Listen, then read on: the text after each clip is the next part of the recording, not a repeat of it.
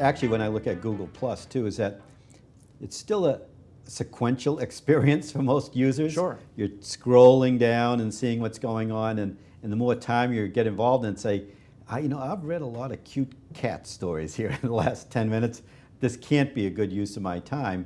And are you able to really sort of build it out in much more of a platform mode? I've become more and more of a LinkedIn fan. I really think that that's becoming more of for me, a business-to-business platform than I've seen in other places. It's interesting. You look at the financial results, you look at the performance since the IPO. LinkedIn's pretty much at or above where they came out.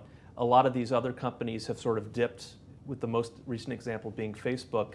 But you also look at, maybe we're fooling ourselves, you look at the consumer data, people spend 7 hours a month in Facebook. On average, if I remember, it's on the order of like 15 to 20 minutes a month on LinkedIn among the users. So they're kind of losing the battle for attention, share of media consumption, but they're winning the battle in terms of real users and real applications and real business value. Yeah, I mean, I don't know. Is it still an attention economy, or is it the fact you can't find what you're looking for, where maybe you can do it more rapidly on the other? So the advice that I'm looking for from you, so you're a business-to-business company.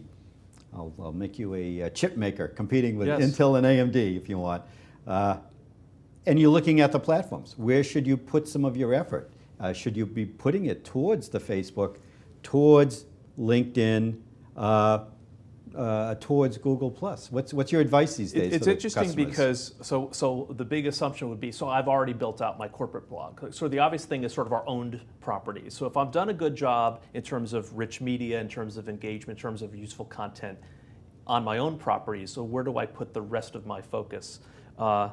It's funny, Google Plus may be near the top of my list. Twitter may be on the top of my list if I'm trying to reach influencers or I'm trying to reach sort of other peers within my market. Facebook's not going to be at the top of my list, and that's the point.